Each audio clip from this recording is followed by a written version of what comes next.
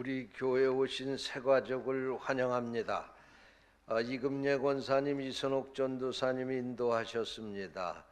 전춘례 집사님, 우리 뜨겁게 박수로 환영하겠습니다.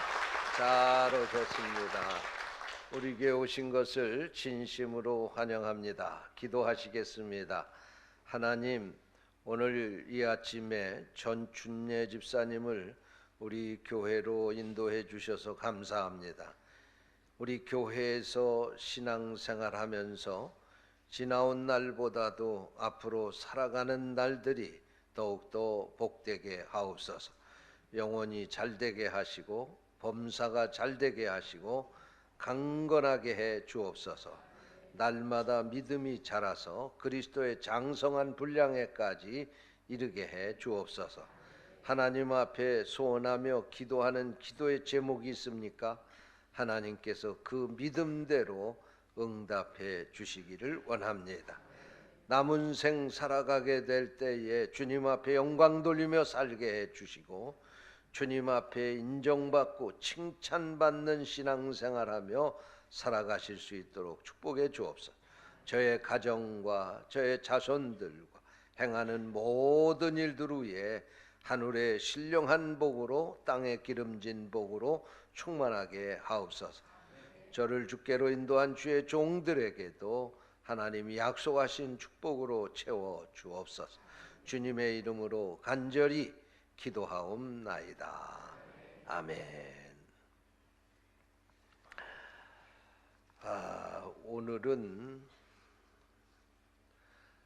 3.1 운동 99주년을 기념하는 주일입니다.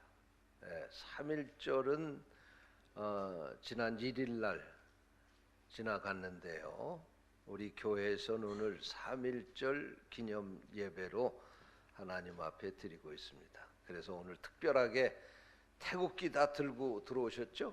한번 이렇게 들어보세요.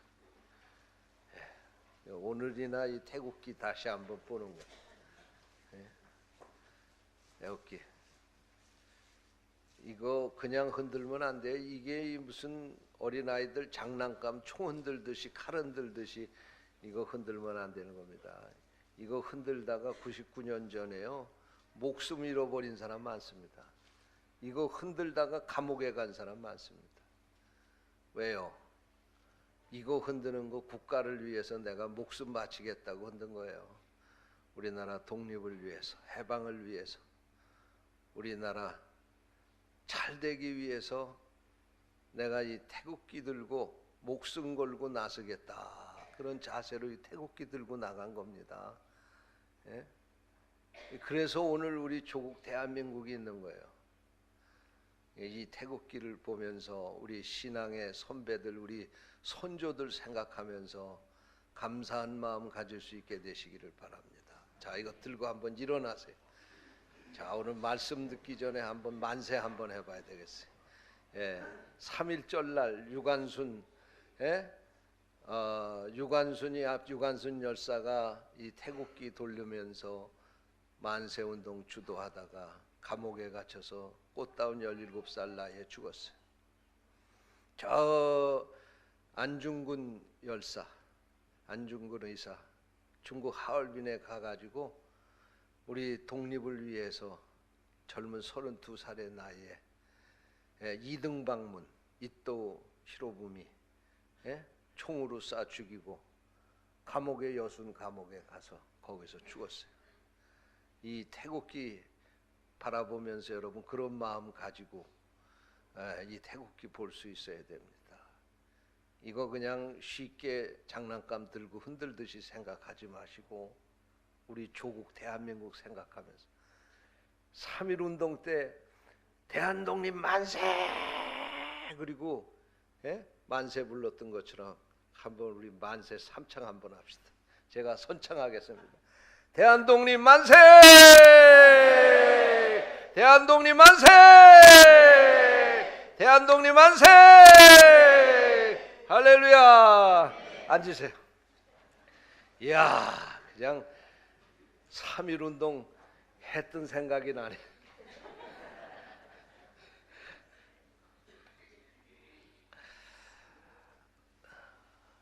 3.1운동은 1919년 3월 1일 서울의 탁골공원과 태화관 그리고 전국 9개 지역에서 그리고 만주와 연해주 등 해외까지 이 운동이 확산이 되었고, 이 3.1운동을 기점으로 해서 대한민국이 일제에 목숨 걸고 항거하는 행동을 보여주게 되었습니다. 이 3.1운동은 1910년 8월 일제가 우리나라를 강제로 합병한 후에 시리와 좌절에 빠져있던 우리 민족에게 자주 독립에 대한 소망을 안겨주는 계기가 되었습니다.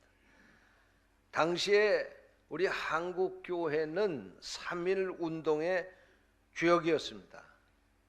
한국교회는 이 고난의 역사의 한복판에 서서 나라를 바로 세우기 위해서 온 몸으로 그 역할을 감당했습니다. 한국교회는 백성들의 눈물을 닦아주고 좌절과 절망 가운데 빠져있는 이 민족에게 희망을 불어넣어 주었습니다. 1919년 당시 우리나라의 인구는 1600만 명 내지 1800만 명 정도 되었을 것이다. 그렇게 역사가들은 말합니다. 그때 한국 교회의 성도의 숫자는 약 25만 명 내지 30만 명이었습니다.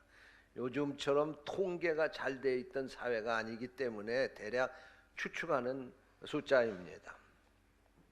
이 숫자는 이 기독교인의 25만 명 내지 30만 명이라고 하는 숫자는 전체 인구의 2%도 안 되는 숫자였습니다.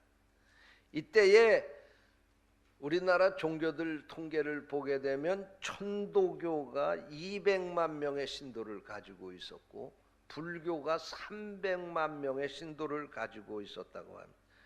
기독교는 이 천도교나 불교의 10분의 1밖에는 안 되는 교세였지만 이 기독교는 조국의 위기 가운데서 제일 앞장서서 이 조국을 살리려고 나섰던 종교입니다.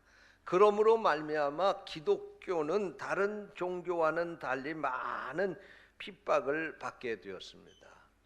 당시의 역사가들은 3.1운동을 하다가 감옥에 갇혔던 사람들이 기독교인이 2039명이었는데 당시에 체포가 되어서 옥살이를 하는 모든 사람들의 60%가 기독교인이었다는 것입니다. 그리고 이 3.1절 날 탁골공원에서 우리 민족의 지도자들 33명이 서명을 해서 독립선언서를 낭독하고 발표하게 되었는데 이 33명 가운데 기독교인이 절반에 가까운 16명이었습니다. 이 사실은 3.1운동의 주역이 우리 기독교였다고 하는 사실을 증명하는 것입니다. 우리 믿음의 선조들은 이렇게 나라의 위기 가운데 앞장섰습니다. 이 나라를 이 위기 속에서 구하기 위해서 나라를 사랑하는 그런 마음으로 분연히 일어서서 이 나라를 일본에서 되찾고 오늘날 우리 조국 대한민국을 세우는데 앞장서게 된 것입니다. 오늘 우리는 이런 믿음의 선조를 가졌음을 자랑스럽게 생각해야 합니다.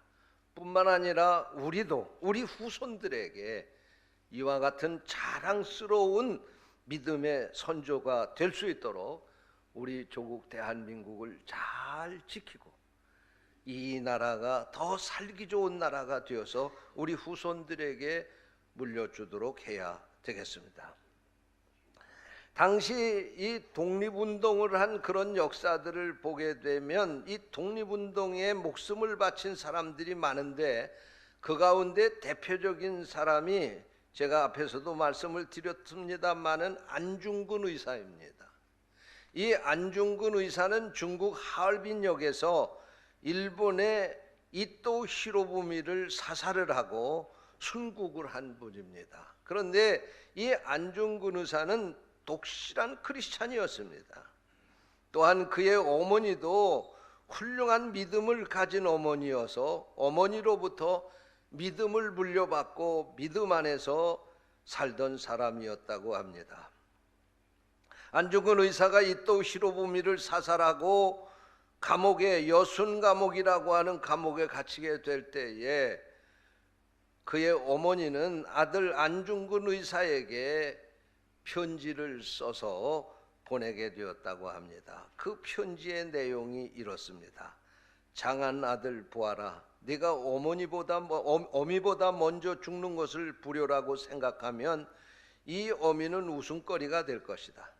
너의 죽음은 한 사람의 것이 아니라 조선인 전체의 공분을 짊어진 것이다. 네가 항소를 한다면 그것은 일제의 목숨을 구걸하는 것이다. 나라를 위해 땀 마음 먹지 말고 죽어라.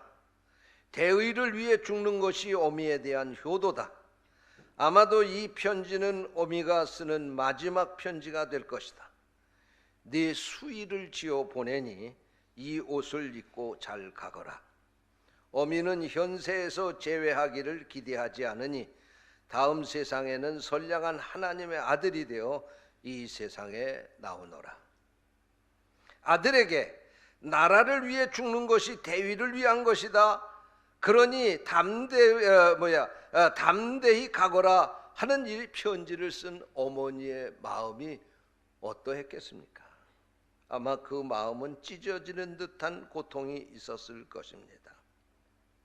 그럼에도 불구하고 어머니는 나라를 위해 조국을 위해서 자신의 생명을 아낌없이 그 아들이 바치는 것, 그것을 자랑하고 싶었던 것입니다. 이런 어머니에게 안중근 의사는 자신의 유서가 담긴 이런 편지를 답장으로 보냈습니다. 불초한 자식은 감히 한 말씀을 어머님 전에 올리려 합니다. 엎드려 바라옵건대 자식의 막심한 불효와 아침 저녁 문안 인사 못 드림을 용서하여 주시옵소서. 이 이슬과도 같은 허무한 세상에서 감정에 이기지 못하시고 이 불초자를 너무나 생각해 주시니 훗날 영원한 천당에서 만나 배울 것을 바라며 또 기도하옵니다. 이 현세의 일이야말로 모두 주님의 명령에 달려 있으니 마음을 편안히 하옵기를 천만 번 바라올 뿐입니다. 그리고 편지의 말미에 이렇게 썼습니다. 대한 독립의 소리가 천국에 들려오면 나는 마땅히 춤추며 만세를 부를 것입니다. 그는 이렇게 32살이라고 하는 젊은 나이에 순국의 길을 갔습니다.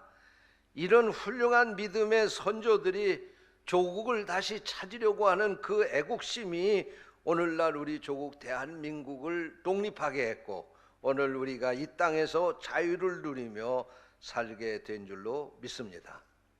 여러분, 저는 오늘 우리가 당면하는 이 정치 사회적인 현실을 보면서 너무나 가슴이 아픕니다.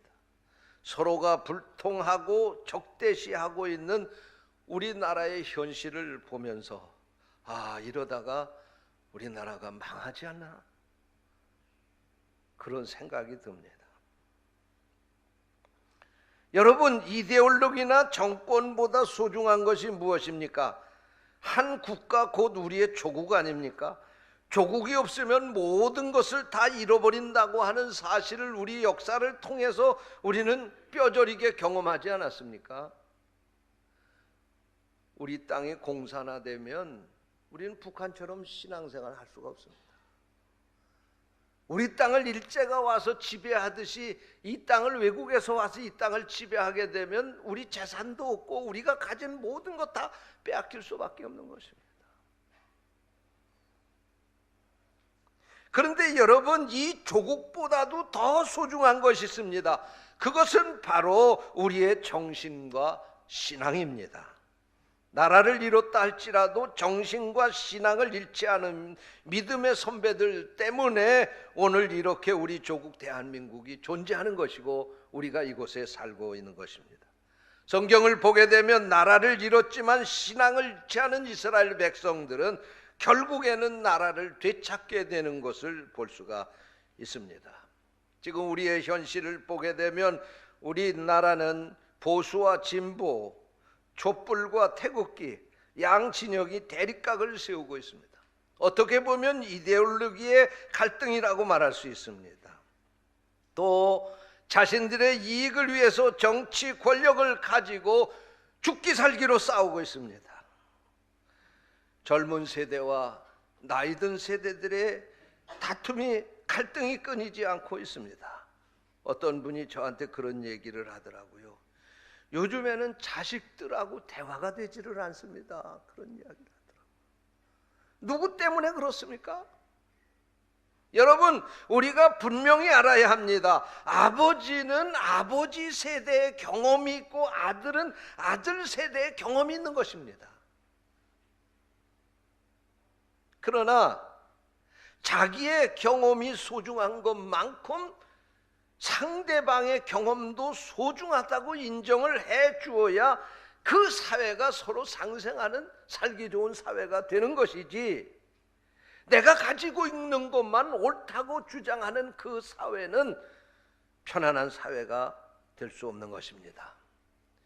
이럴 때 오늘 우리 크리스찬들에게 필요한 게 밀알 정신이옵시다.